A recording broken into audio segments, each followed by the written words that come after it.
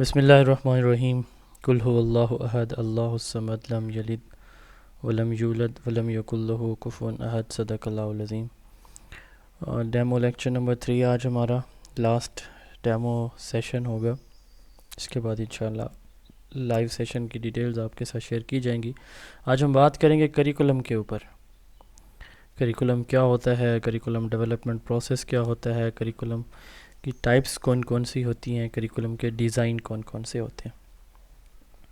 Curriculum की जो सबसे फेमस डेफिनेशन है वो है overall activities of a school, some of activities of school, collective efforts made by the school. ठीक है, तो अगर हम इसके ओरिजिन की बात करें तो लैटिन वर्ड है करियर, जिसका मतलब होता है रनवे या पाथ।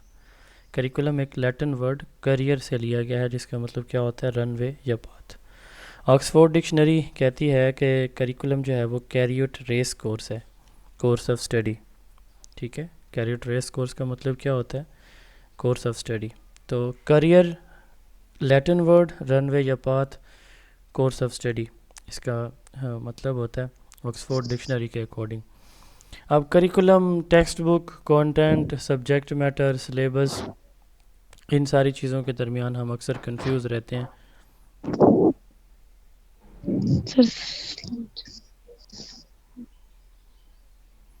फौजिया, आप अपना माइक ऑफ कर दें प्लीज़।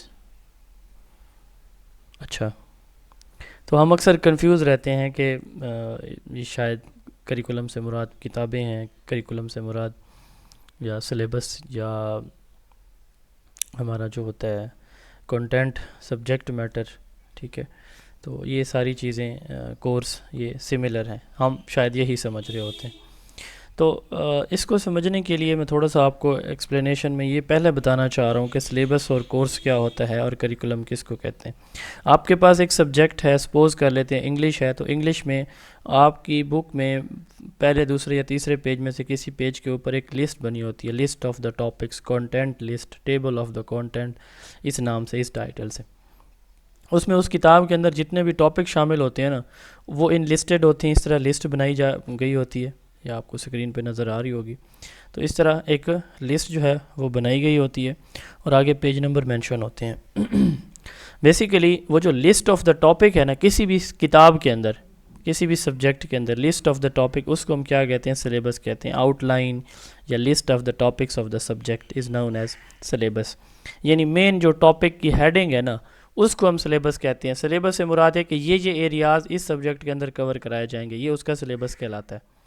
अब कोर्स क्या है, जैसे यहाँ पे है the dream, the day of Pentecost, the Hollywood quake, the visitor, जैसे ये यहाँ पे लिख। अब इनकी जो आगे एक्सप्लेनेशन है, फोटोसिंथेसिस है, उसके ऊपर 10 पेजेस का, या एनिमल एंड प्लांट किंगडम है तो उसके ऊपर, या नमाज है तो उसके ऊपर पूरा एक चैप्टर है। तो वो जो एक टॉपिक के ऊपर पूरा चैप्टर उसकी एक्सप्लेनेशन होती है ना, उसको कोर्स कहते हैं। एक टॉपिक की जो कंप्लीट एक्सप्लेनेशन है उसका कोर्स कहलाती है, डिटेल कंटेंट। अब जब हम एक सब्जेक्ट की बात करेंगे तो उस पूरे सब्जेक्ट की कंप्लीट एक्सप्लेनेशन क्या कहलाती है, कोर्स कहलाती है। हम बात करना चाह रहे थे, स्टार्ट करना चाह रहे थे करिकुलम से। तो पहले तो ये कोर्स, सिलेबस और करिकुलम में डिफरेंस देखने के लिए ये चीज़ अंडरस्टैंड करना ज़रूरी थी। अब हम कहते हैं कि करिकुलम से मुराद overall activities of a school है। इससे क्या मुराद है, एक बच्चा स्कूल के अंदर इंटर होता है ना, उसकी मॉर्निंग असेंबली से लेकर उसके छुट्टी तक जो कुछ स्कूल के अंदर कराया जा रहा है, चाहे वो होमवर्क है, चाहे कोई मॉर्निंग असेंबली है, चाहे कोई बज़्म अदब है, चाहे कोई टीचिंग लर्निंग है, चाहे कोई इम्तिहान हो रहा है, चाहे कोई क्विज़ हो रहा है, कोई पेंटिंग ड्राइंग कंपटीशन हो रहा है, कोई पेरेंट मीटिंग हो रही है, स्कूल के अंदर ओवरऑल जो कुछ हो रहा है वो करिकुलम होता है। ठीक है, ये डेफिनेशन है करिकुलम की, यही लिखा हुआ है, overall activities of a school. तो स्कूल की collective effort, some of activities of school. अब स्कूल की जो भी एक्टिविटीज़ होती हैं हम उनको दो मेजर कैटेगरीज़ के अंदर डिवाइड करते हैं, उनको हम दो मेजर कैटेगरीज़ के अंदर डिवाइड करते हैं। वो मेजर कैटेगरीज़ कौन कौन सी हैं, curricular activities and co curricular activities. तो हम करिकुलम को फिर यूँ भी डिफ़ाइन कर लेते हैं कि curriculum is sum of curricular and co curricular activities. अब जैसे देखें, स्कूल के अंदर, क्लासरूम के अंदर टीचर पढ़ाता है, टीचर बच्चों से क्विज़ लेता है, टीचर बच्चों का टेस्ट लेता है, टीचर बच्चों का एनुअल एग्ज़ाम लेता है, ये वो सारी की सारी या एक्टिविटीज़ करवाता है, ग्रुप वर्क कराता है, ये वो सारी की सारी जो एक्टिविटीज़ हैं इनको हम कहते हैं करिकुलर एक्टिविटीज़, जो जिनमें आपकी एकेडमिक एक्टिविटीज़ आती हैं, पढ़ने पढ़ाने का अमल दखल जिनके अंदर होता है, क्या कहलाती हैं? करिकुलर एक्टिविटीज़ कहलाती हैं। अच्छा, वो एक्टिविटीज़ जिनके अंदर पढ़ने पढ़ाने का अमल दखल नहीं होता बल्कि वो साइड बाय साइड चलती हैं, जैसे कि आप मॉर्निंग असम्बली को देख लें, जैसा कि आप कोई क्लब देख लें, जैसा कि आप कोई उसमें स्पोर्ट्स कंपटीशन देख लें, ठीक है, ये वो सारी की सारी एक्टिविटीज़ होती हैं जो side by side curricular activities के चल रही होती हैं और ये भी बड़ी ज़रूरी होती हैं, ठीक है। तो इनको हम क्या कहते हैं? इन साइड बाय साइड एक्टिविटीज़ को हम क्या बोलते हैं? इनको हम कहते हैं को करिकुलर एक्टिविटीज़, ठीक है। तो अब इसकी डेफिनेशन अगर आप करिकुलम की देखें कि sum of curricular and co curricular activities is known as curriculum, ठीक हो गया। तो ये तो हो गया, करिकुलम को हमने डिफ़ाइन कर लिया। अब सबसे जो फेमस है ना करिकुलम एक्सपर्ट, वो दो लोगों के नाम हैं, एक हिल्डा टाबा हैं, लेडी थी, और एक JF कर हैं। तो टाबा और कर का जो करिकुलम पे वर्क है वो बहुत फेमस है। तो इन दोनों की डेफिनेशन को देखते हैं। दोनों की डेफिनेशन पढ़ने में समझने में थोड़ी सी सिमिलर लगती है, लेकिन एक माइनर सा डिफरेंस दोनों के दरमियान मौजूद है, दोनों की डेफिनेशन में। इसको समझाने के लिए मैं अपने स्टूडेंट्स को एक बात कहता हूँ कि आपने अपने माइंड के अंदर ना मेल और फीमेल वाला जो सर है, आपकी आवाज नहीं आ रही। मेरी तरफ से तो आवाज़ का इशू नहीं है, बाकी लोगों को आ रही है आवाज़? यस जी, सर आ यस रही सब है क्लियर है क्लियर। अच्छा, सर मेल, बहुत स्लो आ रही है। चलें, आपका नेटवर्क इशू होगा, अगर स्लो है तो इधर से तो कोई इशू नहीं है मेरी तरफ से, मैं तो बहुत ऊंचा ऊंचा बोल रहा हूँ। बात मैं ये कर रहा था कि इन दोनों की डेफिनेशन को समझाने के लिए मैं स्टूडेंट्स को एक उनके माइंड में एक आइडिया डेवलप करने की कोशिश करता हूँ कि जैसे ख़वातीन हमारे घर की जीनत होती हैं, तो वो जब भी बात करते हैं तो हमारे घर के प्रेमिसेस की बात करती हैं, चार दीवारी की बात करते हैं हम, ठीक है। चादर चार दीवारी आपने बड़ा वो फेमस सुना होगा कि जी चादर चार दीवारी का तकद्दुस पामाल हुआ, या चादर चार दीवारी का तकद्दुस का ख्याल रखा गया। तो मेल जो है वो साफ ज़ाहिर के घर से बाहर होते हैं, उन्होंने बाहर के काम भी देखने होते हैं। तो ये थोड़ा सा आइडिया अपने माइंड में रखेंगे। टाबा कहती हैं कि वो तमाम तर एक्टिविटीज़, कोर्सेज, एक्सपीरियंसेस जो स्टूडेंट स्कूल की डायरेक्शन में क्लासरूम के अंदर या क्लासरूम के बाहर करते हैं, यानी वो तमाम तर एक्टिविटीज़, कोर्सेज, एक्सपीरियंसेस जो कि स्टूडेंट को कराए जाते हैं, स्कूल कराता है, कहाँ पे? क्लासरूम के अंदर या क्लासरूम के बाहर, तो वो करिकुलम है। All the organise courses, activities and experiences which student have under the direction of school whether in the classroom और नॉट, क्लासरूम के अंदर या बाहर, जहाँ पे भी हो रहा है, वो करिकुलम है। तमाम तरह एक्टिविटीज़ जो ऊपर अभी हमने बात भी की है। कर क्या कहते हैं? All the learning which is plan and guided by the school whether it is carried in group, individually, inside और आउटसाइड द स्कूल। तो ये मेल थे, ये कहते हैं स्कूल के बाहर भी अगर कोई बच्चा स्कूल का काम कर रहा है तो वो भी क्या कहलाएगा? करिकुलम। अब जैसे बच्चे होमवर्क करते हैं घर जाके, कोई प्रोजेक्ट वर्क करते हैं, कोई फील्ड ट्रिप्स पे जाते हैं, स्कूल ट्रिप्स पे जाते हैं, और वो भी स्कूल के करिकुलम का हिस्सा कहा जाता है उसको भी। तो इसने कर ने इसको थोड़ा एक्सपेंड किया डेफिनेशन को, इसने कहा कि आउट ऑफ द स्कूल भी जो भी काम स्कूल से रिलेटेड किया जा रहा है। अच्छा, एक टाइप ऑफ एजुकेशन आपको मैंने पढ़ाई थी जो स्कूल के साथ और घर के साथ एट अ टाइम लिंक्ड होती है, वो कौन सी थी? यानी बच्चे घर बैठ के भी पढ़ रहे हैं उसी टीचर से और स्कूल में भी सेम टाइम में। जी, education sir blend blended education. हाँ, ब्लेंडेड। अब जैसे मॉडर्न टर्म आ गया ब्लेंडेड के, आधे बच्चे घर में बैठे हैं, आधे स्कूल में बैठे हैं। तो अब उसमें अगर आप देखें उसको समझें तो वो हाँ बिल्कुल परफेक्ट आएगी यहाँ पे। हाँ बट ठीक है, आ गया जवाब, थैंक यू। अब वो जो है ना, अब वो देखें कि जो डेफिनेशन है वो भी यहाँ पे फिट आ रही है कि स्कूल के अंदर, स्कूल के बाहर, ठीक है। तो ये बड़ी फेमस डेफिनेशन है, और भी बहुत सारे लोगों ने दी हुई हैं, लेकिन ये सबसे फेमस है। तो अब सिलेबस हम कहते हैं कि outline of the course, outline of the subject, outline of the topics, list of the topic, list of the content, इनमें से कोई भी बात आ जाए, मकसद एक ही होता है कि मेन टॉपिक्स कौन कौन से हैं उस सब्जेक्ट के, उसको सिलेबस कहा जाता है। कोर्स, उन टॉपिक्स की डिटेल एक्सप्लेनेशन कोर्स कहलाती है। सब्जेक्ट मैटर या कंटेंट मैटर, आप देखें एक टॉपिक है ना नमाज, एक टॉपिक है ज़कात, एक टॉपिक है रोज़ा। अब उसके अंदर उसकी फ़र्ज़ियत, उसकी अहमियत, उसके फ़राइज़, रोज़ा छोड़ने के नुकसानात या उस पर सज़ाएँ, रोज़ा रखने की इनामात, ठीक है। अब ये मुख्तलिफ़ चीज़ें उसके अंदर सिखाई समझाई जानी है। तो वो जो एक कोर्स है ना, उसके अंदर जो एक्सप्लेनेशन मौजूद होती है कोर्स में, हम कहते हैं कि उसकी डिटेल है। उस डिटेल के अंदर कोई नॉलेज दिया जा रहा है, कोई उसके अंदर थ्योरी बताई जा रही है, उसके अंदर कोई स्किल या एक्सपीरियंस बताया जा रहा है, ठीक है। कोई चीज़ सिखाई जा रही है, समझाई जा रही है, नॉलेज दिया जा रहा है, या कोई वैल्यू सिखाई जा रही है, या कोई स्किल सिखाई जा रही है, उसको सब्जेक्ट मैटर या कंटेंट कहते हैं। अरबी में जो करिकुलम है इसको मिनहाज कहा जाता है। अरबी में करिकुलम को मिनहाज कहा जाता है। आप पास पेपर पीपीएससी के मेरे पास 16 हैं, 16 उठा के देख लें, तकरीबन 10 से 12 के दरमियान जो पेपर है उनमें करिकुलम की डेफिनीशन, कोर्स और सिलेबस की डेफिनीशन, ये 3 चीज़ें मौजूद होंगी, ठीक है। ये तीनों में से कोई एक, दो या तीनों ही कि कुछ पेपर में ये मौजूद होंगे। तो ये बहुत इंपॉर्टेंट है। अब मिनहाज कहते हैं अरबी में। दरस निज़ामी मुल्ला निज़ामुद्दीन सैलवी ने ये मतलब जो आप हमारे बर सग़ीर पाको हिंद में स्पेशली ये जो दीनी मदारस है ना, सुन्नी दीनी मदारस की मैं बात करूँ, तो उनका जो कोर्स है ना 8 साल, उसका जो सिलेबस बनाया था ना, करिकुलम बनाया था, वो किसने बनाया था? मुल्ला निज़ामुद्दीन सैलवी ने, इंडिया के थे। दरस निज़ामी इसको कहा जाता है, 8 साल का आलिम का कोर्स है। ये जितने हमारे उलमा हैं, सुन्नी उलमा से मुराद पाकिस्तान में आपको पता है 4 फेमस सेक्ट हैं, फ़िक़्ह जाफ़रिया, अहले तशय्यो और अहले हदीस और बरेलवी और देवबंदी। ये 4 मेजर मसले के हैं पाकिस्तान के अंदर। तो जो बरेलवी और देवबंदी मसाले के हैं ना, वो इसको फॉलो करते हैं, दरस निज़ामी को। अहले हदीस का अपना सिलेबस है, अहले तशय्यो का भी अपना है। ये हो गया। अच्छा, उसके बाद एलिमेंट्स ऑफ एजुकेशन करिकुलम। अच्छा, कल मैंने परसों मैंने पढ़ाया था एलिमेंट्स ऑफ एजुकेशन। कोई बता सकता है? शाबाश।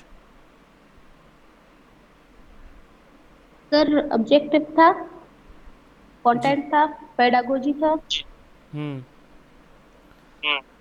एवल्यूएशन था। जी, कोई और? ये गलत बताया इन्होंने। जी, शाबाश। Objective, curriculum, pedagogy and evaluation. हाँ, ये अब ठीक बताया। अब देखें, सिर्फ एक का फ़र्क है, वहाँ पे करिकुलम था, यहाँ पे कंटेंट है, ठीक है। Objective, content, pedagogy and evaluation. वहाँ पे था objective, curriculum, pedagogy and evaluation. तो ये मिलते जुलते हैं। सवाल एक दफ़ा पीपीएससी ने पूछा था कि करिकुलम के 4 एलिमेंट्स किसने दिए, तो मीड ने दिए। ये सवाल भी पूछा गया। ये भी पूछा गया एक दफ़ा कि एलिमेंट्स कितने हैं करिकुलम के। करिकुलम के बग़ैर हम ऑब्जेक्टिव ऑफ एजुकेशन हासिल नहीं कर सकते। अच्छा, फाउंडेशन ऑफ एजुकेशन आपको पढ़ाई थी, कितनी थी? शाबाश। तो 4 होती है। कौन कौन सी? कौन कौन सी?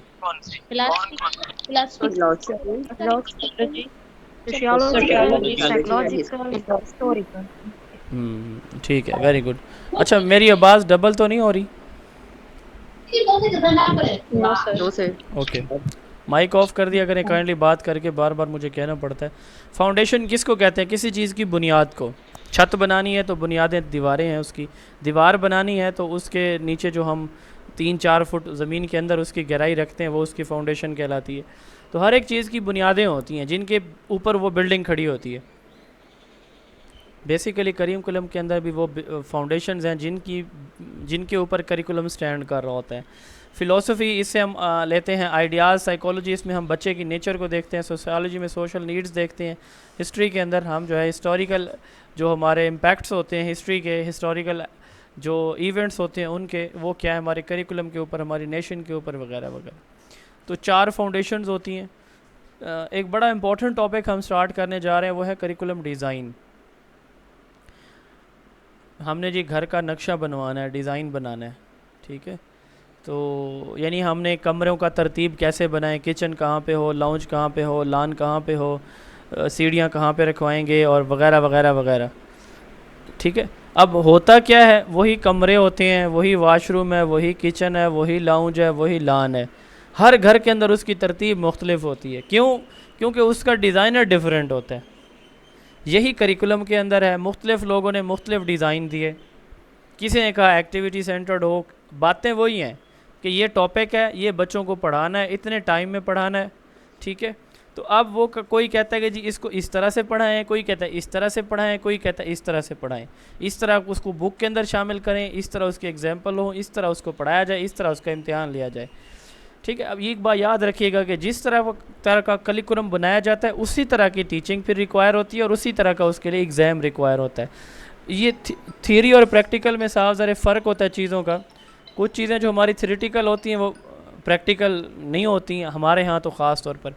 framework or plan of action for preparing a curriculum, nature of elements of curriculum and pattern of their organization। अब elements of curriculum क्या है? objective, content, learning experiences and evaluation, ये 4 चीज़ें हैं। अब इन्हीं को रीअरेंज किया जाता है बार बार, इन्हीं को क्या किया जाता है? रीअरेंज किया जाता है, कभी किसी को पहले कभी किसी को दूसरे नंबर पे। तो वही मैंने जैसे घर की मिसाल आपको दी है, फ्रेमवर्क है या प्लान ऑफ एक्शन है कि आपने तैयार घर को कैसे करना है। इस तरह करिकुलम को तैयार करने के लिए भी एक प्लान चाहिए होता है कि डिज़ाइनर होता है, हर डिज़ाइनर ने अपना अपना नक्शा दिया हुआ है। तो जो सबसे फेमस सबसे कॉमन है ना, अच्छा यहाँ पे बल्कि वो आगे होंगे, एक चीज़ शायद स्किप हुई, हाँ बल्कि वो मौजूद है, ठीक है। अच्छा, जो सबसे फेमस और सबसे इम्पोर्टेंट है ना, जहाँ सबसे ज़्यादा जहाँ से क्वेश्चन पूछे जाते हैं, वो 2 डिज़ाइन है। एक है सब्जेक्ट सेंटर डिज़ाइन और दूसरा एक्टिविटी सेंटर डिज़ाइन।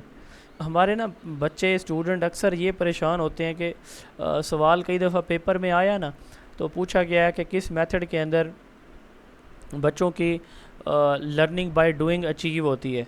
वो ऑप्शन में होता है subject centred, activity centred, student centred, teacher centred. ठीक है, तो अक्सर कंफ्यूज हो जाते हैं कि एक्टिविटी तो एक छोटी चीज़ है, स्टूडेंट सेंटर्ड में तो सारी चीज़ें आ जाती हैं, तो वो होनी चाहिए।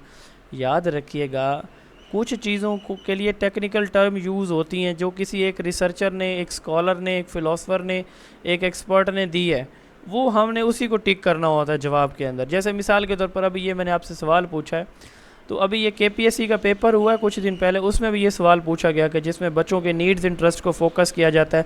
अब वहाँ पे 4 ऑप्शन थे, उनमें एक्टिविटी सेंटर्ड नहीं था, उसमें स्टूडेंट सेंटर्ड था। इस ऐसी सिचुएशन में आप स्टूडेंट सेंटर पर टिक कर सकते हैं। लेकिन अगर कहीं पे मिसाल के तौर पर जैसे मैं पूछ रहा हूँ कि पूछा जाए कि which curriculum design is being followed in Pakistan, तो स्टूडेंट सेंटर्ड भी आएगा, एक्टिविटी सेंटर्ड भी। तो हमारे यहाँ एक्टिविटी सेंटर्ड यूज़ होता है। बेसिकली कि हर एक चीज़ का नाम होता है। मेरा बेटा है, उसका नाम अब्दुल्ला है, ठीक है, कोई उसको फ़ारूकी कहे, कोई उसको मोहम्मद कहे, लेकिन उसका नाम तो अब्दुल्ला ही है ना, मोहम्मद अब्दुल्ला है उसका नाम। तो बात करने का मकसद ये है कि एक्टिविटी सेंटर्ड जो करिकुलम डिज़ाइन है, इसका ये नाम है। बेसिकली ये भी स्टूडेंट सेंटर्ड है, लेकिन इसमें कंफ्यूज नहीं होना कि अगर सवाल आ जाए कि जो मॉडर्न करिकुलम डिज़ाइन है वो स्टूडेंट सेंटर्ड है या टीचर सेंटर्ड है, एक्टिविटी सेंटर्ड है, तो बज़ाहिर तो यही लगता है कि स्टूडेंट सेंटर्ड पूरी एक क्लास चल रही है, उसमें एक्टिविटी तो एक होती है। तो भाई इसका नाम एक्टिविटी सेंटर्ड है इस डिज़ाइन का, तो इसलिए एक्टिविटी सेंटर्ड लिखा जाएगा। सब्जेक्ट सेंटर्ड और एक्टिविटी सेंटर्ड ये 2 फेमस करिकुलम डिज़ाइन है। तो subject centred traditional old paradigm है, एक्टिविटी सेंटर्ड मॉडर्न पैराडाइम है। इंग्लैंड के अंदर ब्रिटिश एजुकेशन सिस्टम में subject centred traditional old paradigm old curriculum design use किया जाता है। अमेरिका के अंदर और पाकिस्तान के अंदर एक्टिविटी सेंटर्ड मॉडर्न पैराडाइम जो है ये यूज़ किया जाता है। पैराडाइम ट्रेंड को कहते हैं। अब सवाल आपसे हैं, ये सारे के दोनों टॉपिक्स का के जितने भी पॉइंट्स हैं एक दूसरे के अपोजिट हैं, और ये मैं चाहूँगा कि आपसे सवाल जवाब की शक्ल में पूछूं। मुझे एक बात बताएं कि सब्जेक्ट सेंटर्ड के अंदर किसका रोल ज़्यादा होगा, स्टूडेंट का या टीचर का?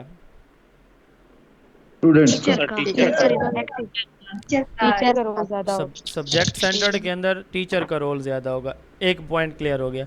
ये बताएं कि हमारे यहाँ स्टूडेंट सेंटर्ड मेथड या ज़्यादा वाइडली यूज़ होता है या टीचर सेंटर्ड? जो प्रैक्टिस में है वो बताना है।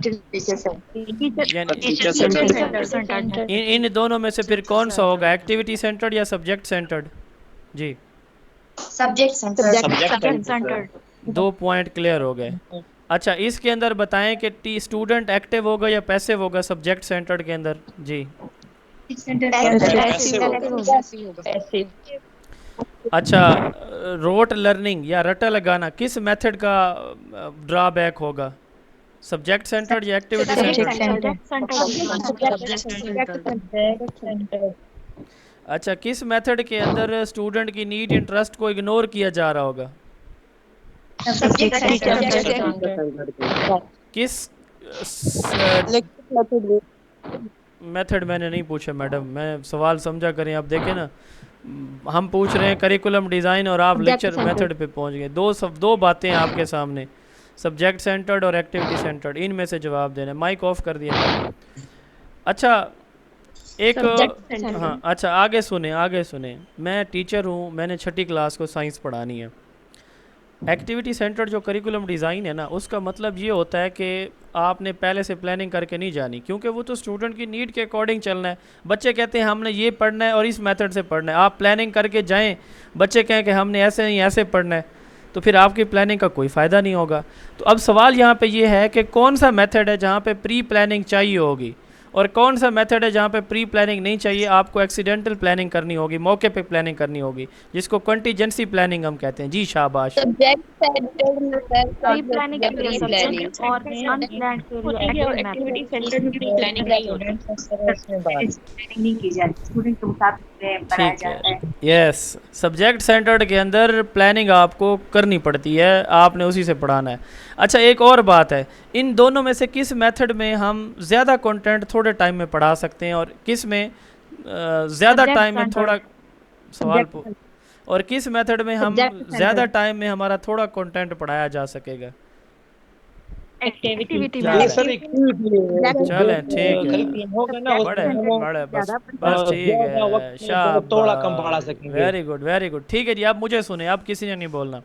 सारे पॉइंट्स आपसे मैंने पूछ लिए हैं। सब्जेक्ट सेंटर्ड को ट्रेडिशनल या ओल्ड पैराडाइम कहा जाता है, ये सबसे ज़्यादा यूज़ होता है। नंबर 1, इसमें सब्जेक्ट की शक्ल में चीज़ें पढ़ाई जाती हैं, फोकस होता है कि सब्जेक्ट पढ़ाना है, बच्चों को याद हो या ना हो। ठीक है, मैं पिछले दिनों को एक स्कूल में गया तो बाई चांस मैंने कहा यार इनसे रीडिंग सुनता हूँ, 5वीं क्लास है, तो 5th क्लास से मैंने रीडिंग सुनी तो बच्चों को रीडिंग ना आ रही हो। टीचर से पूछा कितना पढ़ाया, कहता कोर्स मुकम्मल हो गया, रिवीजन पे है। मैंने कहा पहले चैप्टर की रीडिंग नहीं आती। तो यही फोकस होता है सब्जेक्ट सेंटर्ड का कि बस हमने पढ़ा देना है, कुछ पल्ले पढ़े या ना पढ़े। It is teacher centre design, इसमें रिजिड और प्री प्लानिंग आप कर सकते हैं। रिजिड प्लानिंग होगी, जो आप प्लान करके जाएंगे, आपकी मर्ज़ी चलनी है तो आपने पढ़ा देना है। Student passive, teacher active, classroom quite, student की नीड इंटरेस्ट की कोई केयर नहीं की जाएगी। अच्छा, नो लिंक और नो इंटीग्रेशन बिटवीन सब्जेक्ट के दरमियान कोई इंटीग्रेशन टीचर नहीं बनाएगा। ठीक है, उसने एक ही सब्जेक्ट लिया और उसको पढ़ाएगा। लार्ज क्लास के लिए ये मौजू है, 50 लोग बैठे हों, आया लेक्चर झाड़ा चला गया। अच्छा, टीचर ट्रेनिंग इसमें इतनी ज़्यादा ज़रूरी नहीं होती, लेस एम्फेसाइज्ड है टीचर ट्रेनिंग। क्यों? क्योंकि टीचर ने अपनी मर्ज़ी से 2-4 मेथड उसने समझे हुए, उन्हीं के मुताबिक वो चल रहा है। इसमें टीचर एक्सप्लेनेशन ज़्यादा देता है, एक्सप्लेनेटरी मेथड यूज़ करता है, नॉलेज को, टॉपिक को वो पार्ट्स में डिवाइड करके उसको पढ़ा देता है। रोट लर्निंग इसके अंदर होती है, इसका फोकस बच्चों के डेवलपमेंट पे नहीं बल्कि करिकुलम डेवलपमेंट पे होता है। अब इसके सारे पॉइंट्स जो हमने देखे ना, उनका अपोजिट अभी हम देखेंगे एक्टिविटी सेंटर्ड के अंदर। ठीक है, अब activity centred basically John Dewey ने दिया, इसको प्रोजेक्ट एक्सपीरियंस या लर्नर सेंटर्ड करिकुलम भी कहा जाता है। इसका फोकस किस चीज़ के ऊपर है? बच्चे पे, उसकी नीड इंटरेस्ट पे, उसकी एज पे, उसकी मेंटल लेवल पे, उसके पेस पे। कोई रिजिड प्लानिंग या पहले से प्लानिंग, प्री प्लानिंग इसमें नहीं चल सकती। टीचर की ट्रेनिंग की बहुत ज़्यादा ज़रूरत होती है, क्योंकि टीचर को हर एक सिचुएशन के लिए यहाँ पे तैयार किया जाता है। स्टूडेंट एक्टिव होगा, टीचर पैसिव होगा, बोथ कोऑपरेटिवली वर्क करेंगे, प्रॉब्लम सॉल्विंग मेथड यूज़ किए जाएंगे, रोट मेमोराइजेशन नहीं होगी, बच्चे की अंडरस्टैंडिंग डेवलप की जाएगी। एलिमेंट्री लेवल पे सबसे पाकिस्तान के अंदर अगर सवाल इन टेस्ट इंटरव्यू में पूछा जाता है कि which method is being used at elementary level in Pakistan, तो आपका करिकुलम 2006 भी एक्टिविटी बेस्ड था, आपका सिंगल नेशनल करिकुलम भी एक्टिविटी बेस्ड है। ठीक है, अभी तक हमारे सिंध के अंदर खैर से जो है वो करिकुलम 2006 फॉलो किया जा रहा है। ठीक है, किस्मत उनकी अपनी। और बाकी सूबों के अंदर एसएनसी यूज़ किया जा रहा है, तो दोनों के अंदर एक्टिविटी बेस्ड मेथड है। एलिमेंट्री लेवल के लिए बेस्ट है, एक्सपेंसिव है, टाइम। आपकी आवाज़ क्लियर नहीं आ रही। मेरी आवाज़ बिल्कुल ठीक है, आवाज़ क्लियर नहीं आ रही। मेरी तरफ से आवाज़ का कोई मसला नहीं है, आप अपना माइक सेट कर लें या हेडफोन नए ख़रीद लें। It is expensive method, classroom noisy होगी, बच्चे बिज़ी होंगे, स्टूडेंट असाइनमेंट और एक्टिविटीज़ में मसरूफ़ होंगे। तो ये है जी एक्टिविटी और स्टूडेंट सब्जेक्ट सेंटर्ड में डिफरेंस। अब जो सब्जेक्ट सेंटर्ड है ना, इसकी 3 फर्दर डिवीजन्स हैं, सब्जेक्ट क्लासिफिकेशन या सब्जेक्ट डिज़ाइन। तो ये भी पेपर में पूछा गया। एक सब्जेक्ट पढ़ाया जाएगा, हर सब्जेक्ट अलग अलग हर सब्जेक्ट अलग पढ़ाया। आवाज़ का इशू बाकी लोगों को भी है? नो सर, जी सर। बात आ रही है सर। सब्जेक्ट सेंटर्ड सर, में वो हर clear subject, okay okay, thank you so much. Subject centred में हर सब्जेक्ट अलग अलग पढ़ाया जाता है। एकेडमिक डिसिप्लिन में डिफरेंट सब्जेक्ट का ग्रुप बना के पढ़ाया जाता है। डिफरेंट सब्जेक्ट से मुराद जैसे सोशल स्टडी है, पाक स्टडी है, साइंस है, तो इस तरह मुख्तलिफ मज़ामीन को एक कोर्स में पढ़ाया जाता है। ब्रॉड फील्ड डिज़ाइन है, इसमें एक जैसे सब्जेक्ट को कोर्स में पढ़ाया जाता है, समझें। सब्जेक्ट डिज़ाइन में एक सब्जेक्ट बिल्कुल अलग होगा, उसको किसी दूसरे के साथ कोई लिंक नहीं किया जाएगा, इंटीग्रेशन नहीं होगी, अभी हम देखेंगे। अच्छा, ये एक बात याद रखिएगा, इंटीग्रेटेड करिकुलम हम पढ़ते हैं, आपके पास ये तीसरी क्लास में शुरू होती है, माशरती उलूम, सोशल स्टडीज़, वो 5-7 सब्जेक्ट्स का मुरब्बा होती है, मुरक्कब है, मिक्सचर होती है, उसको कहते हैं इंटीग्रेटेड करिकुला। पहली मर्तबा इंटीग्रेटेड करिकुला का जो कॉन्सेप्ट है ना, वो इस करिकुलम के अंदर इंट्रोड्यूस करवाया गया है। किसके अंदर? एक्टिविटी सेंटर्ड के अंदर। ये याद रखिएगा, जो है ना ये वाला सब्जेक्ट सेंटर्ड, उसमें इंटीग्रेशन नहीं है। ये देखें, ये मैंने रेड की हुआ है इस वजह से कि आपको कभी कोई सवाल पूछे तो no link, no integration between the subjects. अच्छा, अब इसमें देखें, इंटीग्रेशन से क्या मुराद है? मुख्तलिफ मज़ामीन को मिला के एक मजमून बनाना, ये होती है इंटीग्रेशन। जैसे सोशल स्टडीज़ है आपकी, जनरल साइंस हो गया, ठीक है, 6ठी 7वीं 8वीं में बायो, फिज़िक्स, केमिस्ट्री, इन चीज़ों को जो है ना वो मिला के जनरल साइंस पढ़ाया जाता है। तो सब्जेक्ट से डिज़ाइन में क्या इससे मुराद है? हर सब्जेक्ट अलग अलग पढ़ाया जाएगा, ठीक है। एकेडमिक डिसिप्लिन डिज़ाइन में मुख्तलिफ मज़ामीन को एक कोर्स में पढ़ाया जाएगा, ये नहीं है कि उनको मिला के अलग सब्जेक्ट बनाया जा रहा है, नहीं। ब्रॉड फील्ड डिज़ाइन में सिमिलर सब्जेक्ट को इकट्ठा पढ़ाया जाएगा, ठीक हो गया। तो ये broad field design, academic discipline design और सब्जेक्ट डिज़ाइन हो गया। अब इसके बाद इंटीग्रेटेड करिकुला है। पाकिस्तान के अंदर प्राइमरी लेवल पे तो social studies as a integrated curricula use होता है, ठीक है। इसको fused curricula, interdisciplinary, intradisciplinary, thematic, synergistic curriculum कहते हैं। सवाल आपसे मेरा ये है, सोच के बताइएगा, 3 मज़ामीन हैं, फ़िज़िक्स, केमिस्ट्री एंड बायोलॉजी, ठीक है। तो 9th की अगर हम बात करें तो हर मजमून के जो है ना वो 300 पेजेस बनते हैं। अब हमने बनाया है जनरल साइंस आर्ट्स के बच्चों के लिए 9th क्लास में, उसके भी टोटल 300 पेजेस हैं।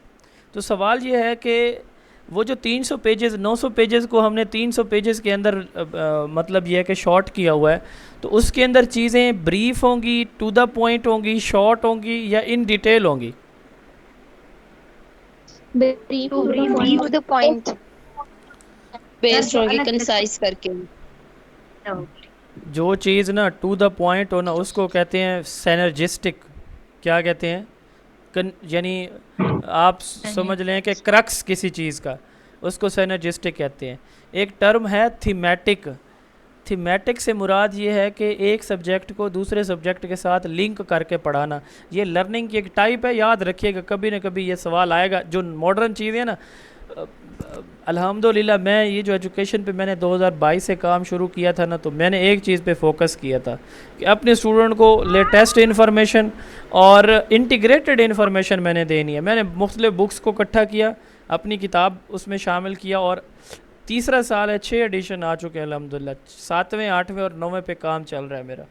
वजह क्या थी? यही कि एक तो इंटीग्रेशन मैंने की कि जो मार्केट में एक बंदे को 5 भी बुक्स लेनी पड़ती हैं, फिर भी चीज़ें रह जाती हैं। और दूसरा, हमारी किताबों का इशू ये है कि अब देखें ना, परवेज़ इकबाल साहब की किताब क्वालिफाई बीएड एमएड या क्रक्स की किताब है, क्रक्स ऑफ एजुकेशन, या बाकी जितनी है तो परसोना है इसकी। अब वो सारी की सारी बुक्स अच्छी हैं, लेकिन मसला उनका पता क्या है? वो अप टू डेट नहीं है, वो 2002, 3, 4 में लिखी गई हैं। जो मॉडर्न चीज़ें हैं वो सारी उनके अंदर मौजूद नहीं है। और आजकल पेपर में 20 से 30% चीज़ें लेटेस्ट जो हैं वो चीज़ें आ रही हैं जो कि उन बुक्स के अंदर मिसिंग है। यही वजह है कि अल्लाह ताला ने जो है ना वो जोन ऑफ एजुकेशन को अल्हम्दुलिल्लाह बड़ी वो दी है, इज़्ज़त बख्शी है। अच्छा, बात मैं ये कर रहा था थीमेटिक की। अब थीमेटिक का मतलब क्या होता है? थीमेटिक का मतलब ये होता है कि आप मुख्तलिफ मज़ामीन को एक ही लेक्चर में लिंक करें। एक ही लेक्चर के अंदर क्या करें? साइंस पढ़ा रहे हैं तो उसको मैथ के साथ, उसको जियोग्राफी के साथ। माइक ऑफ करें प्लीज़। तो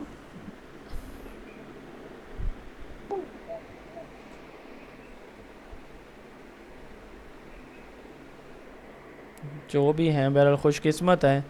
मैं तो चाह रहा था कि आज नोबेल प्राइज़ से नवाजूंगा, जिसका माइक ऑन है, बंद कर दिया उन्होंने। तो अब देखें, थीमेटिक का बता रहा था कि मुख्तलिफ़ चीज़ों को आपस में, मुख्तलिफ़ सब्जेक्ट्स को जोड़ के पढ़ाना, ठीक है। तो इसलिए हम इसको कहते हैं इंटीग्रेटेड करिकुलम को सिनर्जिस्टिक, थीमेटिक, इंटरडिसिप्लिनरी और इंट्राडिसिप्लिनरी। इन दोनों का डिफरेंस मैं बता देता हूँ। इंटर का मतलब होता है विद इन। सर आवाज नहीं आ रही है। सर मेरी तरफ से आवाज़ का इशू नहीं है, आपका नेटवर्क प्रॉब्लम है। अब देखें कि इंटर का मतलब क्या होता है, सेम चीज़। इंट्रा का मतलब क्या होता है, सेम चीज़। और इंटर का मतलब होता है दो या दो से ज़्यादा मुख्तलिफ चीज़ें। इंट्रा डिसिप्लिनरी का मतलब होता है सिमिलर सब्जेक्ट्स को इकट्ठा किया जाना। इंटर डिसिप्लिनरी का मतलब क्या होता है, मुख्तलिफ सब्जेक्ट्स को इकट्ठा किया जाना, ठीक है। तो इसलिए हम इसके मुख्तलिफ नाम है। इंटीग्रेटेड करिकुलम को फ्यूज, सिनर्जिस्टिक, थीमेटिक, इंटरडिसिप्लिनरी या फिर इंट्रा डिसिप्लिनरी कहते हैं। इसमें मुख्तलिफ सब्जेक्ट को शॉर्ट या प्रेस्ड फॉर्म में, जैसे ये माशरती रूम है, ठीक है, सब्जेक्ट्स को सिंगल बुक में, मुख्तलिफ बुक्स को सिंगल बुक में लिखा जाता है। पाकिस्तान में सबसे ज़्यादा जो है ना, ये इंटीग्रेटेड या फ्यूज़ करिकुला प्राइमरी लेवल पे यूज़ होता है। वजह क्या होती है, जैसे देखिए साइंस को आप, साइंस हमारी जनरल साइंस है, इंटीग्रेटेड है। माशरती उलूम, सोशल स्टडीज़ भी हमारी क्या है, इंटीग्रेटेड ही होती है। उसकी वजह यह है कि नंबर ऑफ़ बुक्स हम कम कर देते हैं, स्टूडेंट को बस्ता लोड कम हो, ठीक है, to reduce the number of books and reduce the बस्ता लोड ऑफ़ द स्टूडेंट्स। तो इसमें लर्निंग जो है ना एब्स्ट्रैक्ट फॉर्म में होती है। एब्स्ट्रैक्ट का मतलब क्या है, मेन चीज़ें होती हैं इसमें, ठीक है। लिसनिंग, स्पीकिंग, रीडिंग, राइटिंग पे फोकस किया जाता है। अच्छा, हम एक और काम भी करते हैं। ये पेपर में पूछा गया है कि थीमेटिक करिकुलम कौन सा होता है, ये इंटीग्रेटेड होता है। ये पेपर में सवाल आया, क्रॉस कटिंग थीम जो नीचे लिखा हुआ है, ये सवाल आया हुआ है पेपर में। और ये भी पूछा गया था कि बस्ता लोड, जो इंटीग्रेटेड करिकुला है, इसका ऑब्जेक्टिव क्या होता है, टू रिड्यूस द बस्ता लोड। क्रॉस कटिंग थीम, अब आपने कभी ये नोट किया है कि सीरत नबी सल्लल्लाहु अलैहि वसल्लम की एक एस्पेक्ट, नबी अलैहिस्सलाम जो है ना, वो कहीं पे प्रीचर, उसने आपने तबलीग की, तो एक सब्जेक्ट के अंदर उर्दू में आप सल्लल्लाहु अलैहि वसल्लम की तबलीग का जिक्र होगा, कहीं पे आपके गज़वात का जिक्र होगा, ठीक है, और कहीं पे आपके कारोबार का या अखलाकियात का जिक्र होगा। कभी ये देखा है कि मुख्तलिफ़ मज़ामीन में सीरत के पहलू के ऊपर 2-3 सब्जेक्ट, इन इंग्लिश का पहला चैप्टर अगर आप देखें, उर्दू में कोई चैप्टर मौजूद होगा, ठीक है, इस्लामियात में लाजमी मौजूद होगा। आपने ये चीज़ नोट की है कभी? जी सर, बिल्कुल। अच्छा, इसी तरह सच बोलने पे है तो आप देखेंगे कि एक कुछ टॉपिक, कोई एक चैप्टर इंग्लिश में होगा, कोई उर्दू में होगा, ठीक है, अखलाकियात पे। इसी तरह इसको कहते हैं क्रॉस कटिंग थीम, कि आप ना, अब देखें, हमने पढ़ानी तो सीरत है बच्चों को, सीरत नबी सल्लल्लाहु अलैहि वसल्लम। अब हम क्या करते हैं, बजाय एक इस तरह के इंग्लिश में 3 चैप्टर दे दें, तो हम एक चैप्टर इंग्लिश का पढ़ा देते हैं, इंग्लिश में शामिल कर, एक उर्दू में शामिल कर देते हैं, एक इस्लामियात में। इसको कहते हैं कि important content which is covered across the subject, cross यानी एक से ज़्यादा, रादर देन टाट इन वन पर्टिकुलर सब्जेक्ट। इसको क्रॉस कटिंग थीम कहते हैं। ये पेपर में आ चुका है सवाल, इसकी समझ लगी अभी सबको? Yes sir. आगे चलते हैं होगा ना जी। ये इंटीग्रेटेड तो है ही है ना, उसको हम ये कह रहे हैं कि कंप्रेस्ड फॉर्म में तो ऑलरेडी है, लेकिन मुख्तलिफ सब्जेक्ट में है। अच्छा, हिडन करिकुला देखें, एक चीज़ होती है एक्सप्लिसिट, एक होती है इम्प्लिसिट। क्या मतलब होता है, कोई अंग्रेज़ी वाला को बंदा बंदी बता दे मुझे, एक्सप्लिसिट और इम्प्लिसिट का क्या मतलब होता है? शाबाश इंग्लिश वाले। एक्सप्लिसिट से मुराद एक्सटर्नल इन्वायरमेंट और इम्प्लिसिट से मुराद हमारे इंटरनल वर्ड, यानी कि हमारे इमोशंस, फीलिंग्स वगैरह, थिंकिंग भी आती है इम्प्लिसिट में। कोई और बताया जी सादा लफ्जों में, इन्हों तो ये तो इन्वायरमेंट। एक्सप्लिसिट मतलब एक्सपोज्ड और इम्प्लिसिट मतलब छुपा हुआ। हाँ, जाहिर और छुपा हुआ, होता है, वाज़े और गैर वाज़े, वाज़े और गैर वाज़े। अच्छा, अब देखें, कुछ ना स्कूल के अंदर कभी आपका कोई ऐसा एक्सपीरियंस स्कूल में हुआ हो जो आपकी टेक्स्ट बुक के अंदर चीज़ शामिल ना हो, यानी आपकी किताब के अंदर किसी भी सब्जेक्ट, किसी भी क्लास का वो हिस्सा ना हो, लेकिन वो आपने स्कूल से सीखी हो? कोई बात याद हो किसी को? जी सर, सीखी है क्या- बहुत सारी। कोई एक मिसाल दे दें जल्दी से, शाबाश। सर में जैसे जो उनको सर उनको बताने दें, आसमान उनको बताने दें, जो बता रही थी उनको बताने दें, एक ही मिसाल सुननी है समझाने के लिए, एक ही काफ़ी है। सर जी जैसे शाबाश। फ्रेंड सर एक फ्रेंड को जैसे वो चोट लगी थी तो फिर उस टाइम फर्स्ट एड देना सीखा था। यस, फर्स्ट एड देना सीखा था, ये भी स्कूल के इन्वायरमेंट से सीख। अब ये कहीं पे लिखा हुआ नहीं है कि किसी को कोई हो, कोई तकलीफ़ होती है तो आपने फ़ौरन उसको कैसे हेल्प आउट करना है, ये हम सपोज करें तो अच्छा, एक बच्चा है वो जाते हुए गिर जाता है, दूसरा बच्चा भाग के जाता है उसको उठाता है, ठीक है। मिसाल के तौर पर ये भी आपने सीखा, टीचर ने पानी का गिलास क्लास 4 से कहा कि पानी पिलाएं, प्यास लगी है, गर्मी है, उसने पानी का गिलास वो लेकर आया, टीचर पढ़ा रहा था, बोर्ड पे लिख रहा था, उसने कलम को बंद किया, गिलास पकड़ा, कुर्सी पे बैठा, बिस्मिल्लाह पढ़ी, पानी पिया, फिर उठ के बोर्ड पे गया और लिखना शुरू कर दिया। उसने बच्चों को कुछ नहीं कहा। यहाँ से बच्चों ने क्या सीखा है? जी, पानी पीने की आदत। पानी बैठ के पीना चाहिए। पानी का सुन्नत तरीका मिसाल के तौर पर, ठीक हो गया।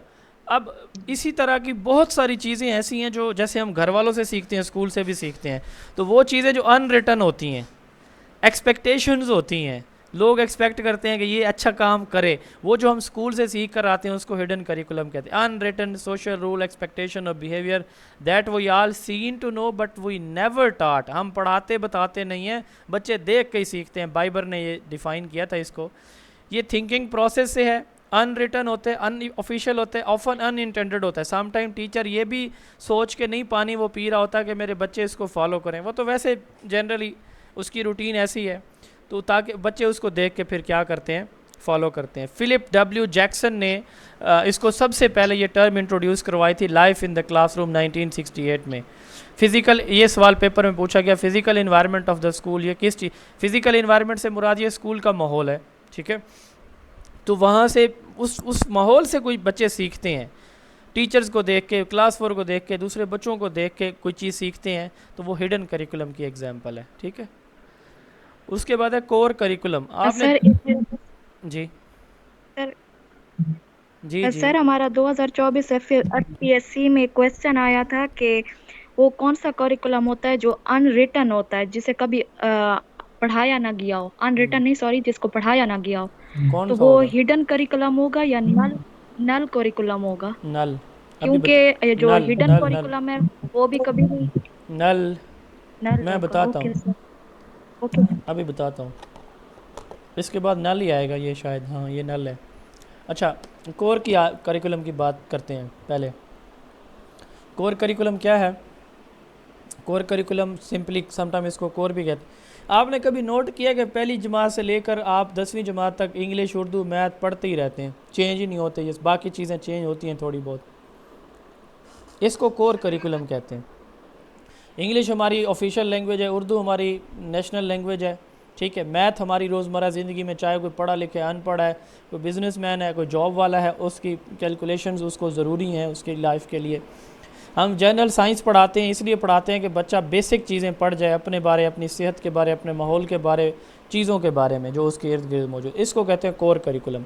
वो बेसिक नॉलेज, मैट्रिक तक ना हम बेसिक नॉलेज ही देते हैं बच्चों को, वो बेसिक नॉलेज जो हर एक बच्चे के लिए सीखना जानना ज़रूरी है। माशरती इल्म, आपने सोशल स्टडीज़ देखा है कि ग्रेड 2 या 3 से शायद शुरू होती है, जनरल नॉलेज 2 में होता है, 3 से आई थिंक ये शुरू होती है और वो जाती है 8 तक, और उसके बाद फिर पाक स्टडी शुरू हो जाती है। तो ये हम क्यों पढ़ाते हैं? सोशल वैल्यूज़ सिखाने के लिए बच्चों को, कि बच्चों ने अपने इर्द गिर्द माहौल को, अपनी सोसाइटी में रहना कैसे है।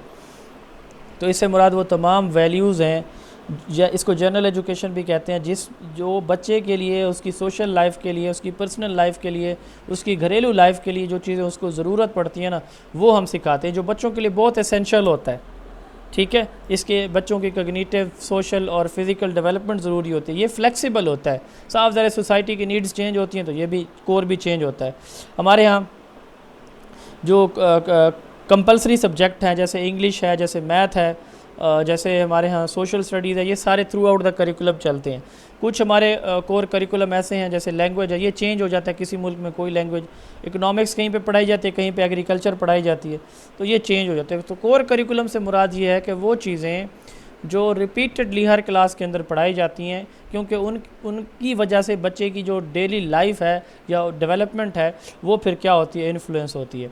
अब ये मोहतरमा ने, मैंने नाम नहीं देखा, जिन्होंने सवाल पूछा था, ये है नल करिकुलम जो है ना, हिडन करिकुलम। आपने सवाल किया कि जो पढ़ाया नहीं जाता, वो बेसिकली नल नहीं पढ़ाया जाता, ठीक है, क्योंकि नल इंटेंशनली नहीं पढ़ाया जाता। जो हिडन है वो तो उसकी तो वो इंटेंशन ही नहीं होती, वो तो वैसे बच्चे देख के चीज़ें सीखते हैं। इसको कहते हैं एक्सक्लूडेड करिकुलम। एलियट आइंसर ने इसकी ये टर्म इंट्रोड्यूस करवाई थी। आपको पता है जंग जमल, जंग सिफ़ैन, इसकी बुनियाद पर पाकिस्तान बल्कि क्या पूरी दुनिया के अंदर हमारे जो मुसलमानों के मसालिक भी बने हुए हैं, ठीक है। तो ये वो चीज़ें हैं जो कंट्रोवर्शियल हैं, ये नहीं पढ़ाई जाती बच्चों को, ठीक है।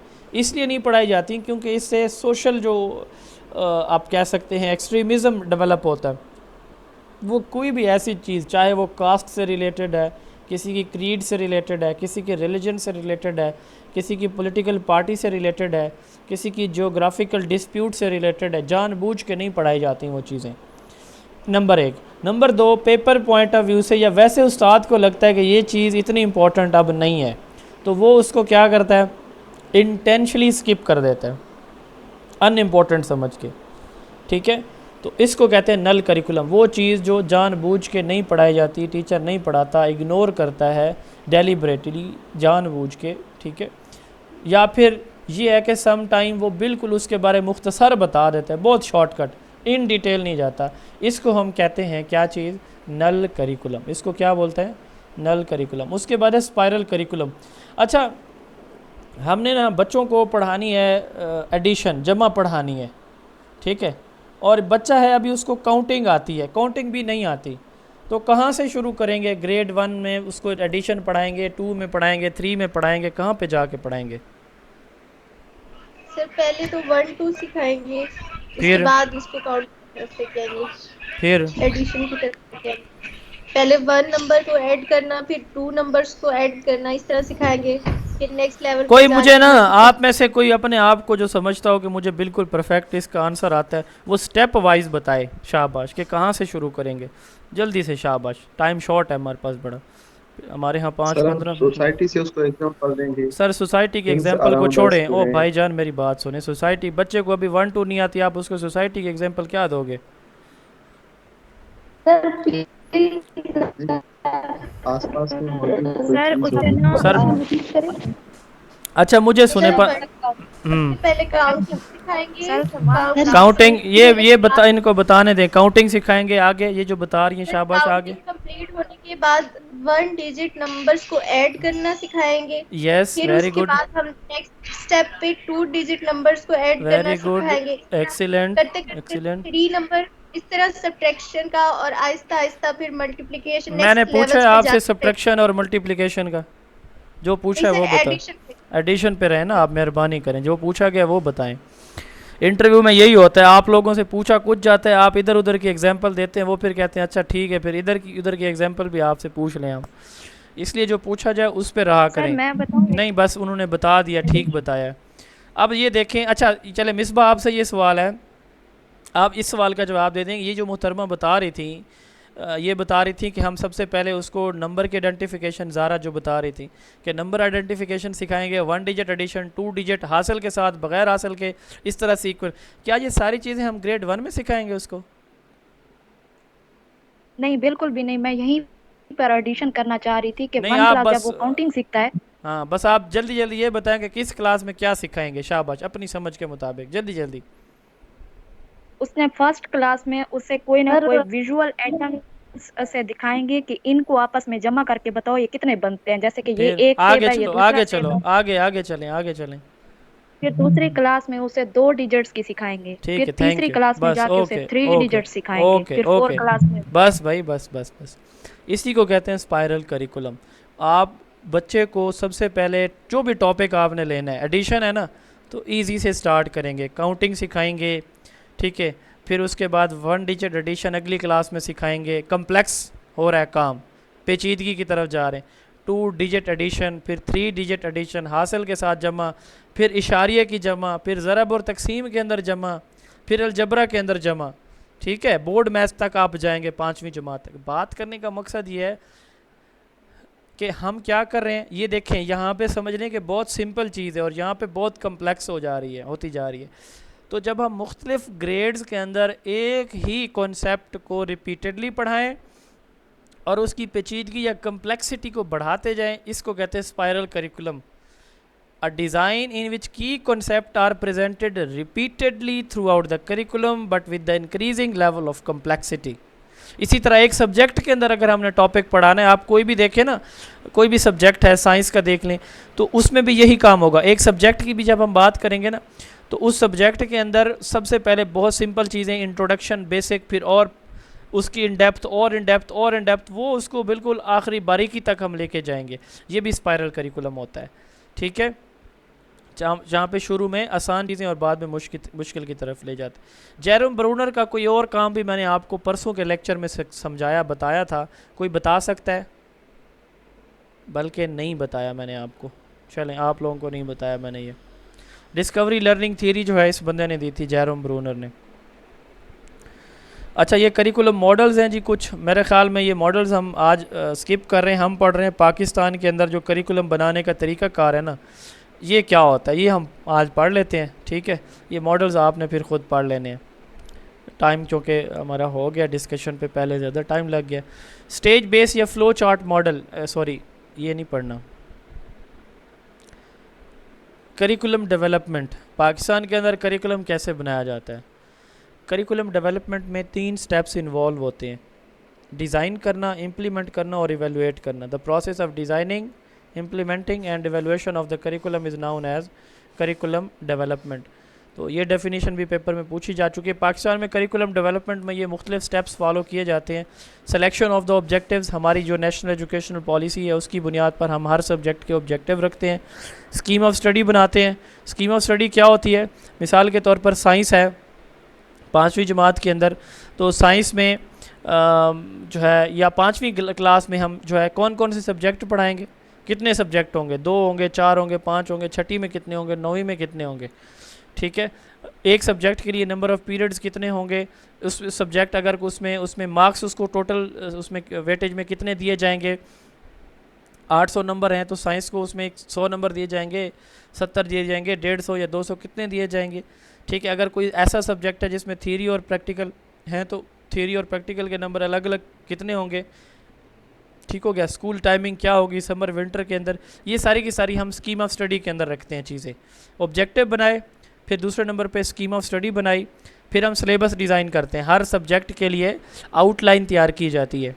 सब्जेक्ट स्पेशलिस्ट, टीचर, साइकोलॉजिस्ट, इनकी टीम होती है, ये भी हम देखेंगे। ये मिल के क्या करते हैं, आउटलाइन तैयार करते हैं। फिर हम किताबें लिखवाते हैं, फिर उन किताबों को रिव्यू किया जाता है, फिर वो किताबें प्रिंट होती हैं, फिर उन पे टीचर्स को ट्रेनिंग दी जाती है और उसके बाद फिर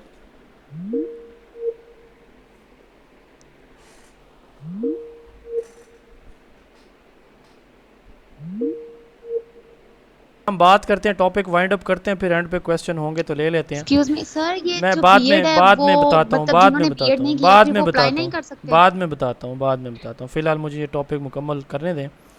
तो स्कीम ऑफ स्टडी की हम बात कर रहे थे, तो इसके बाद मैंने बताया कि हम सिलेबस डिज़ाइन कराएंगे, फिर जो है उस पर किताबें लिखी जाएंगी, उन किताबों को रिव्यू किया जाएगा, उनको प्रिंट कराया जाएगा और टीचर्स को ट्रेनिंग दी जाएगी। अच्छा, मैं शो करता हूँ, स्लाइड मेरी तरफ से डिस्प्ले हो रही है, अभी हो जाएगी शो आप लोगों को। बाकी लोगों को हो रही है स्लाइड शो? यस सर, हो रही है। अच्छा, जी सर हो। अब देखें पाकिस्तान में करिकुलम कैसे बनाया जाता है। ये बड़ा इंपॉर्टेंट एक क्वेश्चन है, इसको समझना चाहिए आप सबको कि हमारे यहाँ करिकुलम बनाने का क्या तरीका है। पाकिस्तान में ना जो करिकुलम डेवलपमेंट इंस्टीट्यूट है, ये 1967 में बना था, 1967 में, जिसको NBCT कहते हैं, national bureau of curriculum and text book. Curriculum wing भी इसको सिंपली कहा जाता है। पाकिस्तान जब बना था तो उस वक्त सिर्फ 2 यूनिवर्सिटीज़ थी, पंजाब यूनिवर्सिटी और ढाका यूनिवर्सिटी। तो 1947 से 1967 तक हमारी पंजाब यूनिवर्सिटी बेचारी रोल प्ले करती रही है, 1947 से लेकर 1967 तक पंजाब यूनिवर्सिटी रोल प्ले करती रही है करिकुलम डेवलपमेंट का, ठीक है। तो अब जब करिकुलम डेवलपमेंट के लिए अलग एक इदारा बना 1967 में, तो वो फेडरल इदारा बना, और वो 1967 से लेकर 2010 तक हमारा जो करिकुलम बनाने की ज़िम्मेदारी थी वो किसके पास थी? इसी NBCT के पास, ठीक है, national bureau of curriculum and text book के पास। 2010 में पाकिस्तान में 18वीं आइनी तरमीम हुई है, 73 के कॉन्स्टिट्यूशन के अंदर 18th अमेंडमेंट हुई, जिसमें दो चीज़ें इंसर्ट की गई हमारे कॉन्स्टिट्यूशन के अंदर। नंबर 1 आर्टिकल 25A, ठीक है, जिसमें कहा गया कि फ्री एजुकेशन हर बच्चे की ज़िम्मेदारी और स्टेट उसको प्रोवाइड करेगी। नंबर 2 जो बात की गई वो ये की गई थी कि अख्तियारात सूबों को दे दिए गए, यानी सूबों को ऑटोनोमस बॉडीज़ बना दिया गया कि education planning, curriculum, assessment, examination, कब स्कूल खोलने बंद करने, इसका अख्तियार किसको दे दिया गया? सूबों को। 2010 के बाद अब जो है ना वो सूबे ज़िम्मेदार हैं, प्रोविंसेस रिस्पॉन्सिबल हैं करिकुलम बनाने के, इम्प्लीमेंट करने के, इम्तिहानात लेने के, स्कूल के, कॉलेजेस के, ठीक है। तो यही वजह थी कि सिंध ने कहा कि हम चूँकि ख़ुद मुख्तार हैं, तो हमें, अगर इमरान खान कहता है, PTI कहती है, फेडरल गवर्नमेंट कहती है कि SNC इम्प्लीमेंट करो, नहीं करते, हम नहीं किया उन्होंने। बात यहाँ से शुरू होगी हमारी कि फ़ेडरल गवर्नमेंट जो हमारी है इस वक्त, जो मौजूदा हुकूमत है, आपको पता है मखलूत हुकूमत है पीपल्स पार्टी की, नून लीग की, तो ये फ़ेडरल गवर्नमेंट है आपकी इस टाइम। ये फ़ेडरल गवर्नमेंट हमारे उसी इदारे को, जिसका नाम अभी मैं ले रहा था, national curriculum wing, national bureau of curriculum and text book, ये उसको कहेगी कि भाई हमारा करिकुलम रिवाइज़ होना चाहिए। 2006 से बाद 2020 में आए, अब हम चाहते हैं कि नया करिकुलम बनाएं, ठीक है। तो करिकुलम नया बनाओ भाई, ठीक है। एक रिक्वेस्ट आएगी कहाँ से? फेडरल गवर्नमेंट से, उस इदारे को, ठीक है। अब ये इदारा क्या करेगा? चूँकि हमारे पास अब रिस्पॉन्सिबिलिटी किसके पास है करिकुलम बनाने की? शाबाश जी, सर अभी प्रोविजनल गवर्नमेंट के पास है रिस्पांसिबिलिटी। तो ये प्रोविंसेस को भेजेगी रिक्वेस्ट कि भाई सूबों तुम्हारी जिम्मेदारी है, तो तुम मेहरबानी करो ड्राफ्ट बना के दो। ड्राफ्ट से मुराद यहाँ पे सिलेबस बनाया जाएगा, आउटलाइन बनाई जाएगी कि इंग्लिश 5वीं जमात में ये चीज़ें होनी चाहिए, 7th ग्रेड है उर्दू, उसमें ये चीज़ें होनी चाहिए, ठीक है। सूबे क्या करेंगे? एक कमेटी बनाएंगे जिसमें एक एक्सपर्ट टीचर, सब्जेक्ट स्पेशलिस्ट होंगे, ठीक है। वो अपना एक ड्राफ्ट तैयार करेंगे और ड्राफ्ट वापस करिकुलम विंग को भेजेंगे, फेडरल इदारे को भेज देंगे। ये फेडरल इदारा उसके अपने जो, उस इदारे के अपने जो एक्सपर्ट हैं, स्पेशलिस्ट हैं, टीचर्स हैं, ये उनको चेक करें, वो खुद चेक करेंगे। चेक करने के बाद चाहे वो ठीक है या गलत, वो सेकंड ओपिनियन लेंगे, किसके पास भेजेंगे?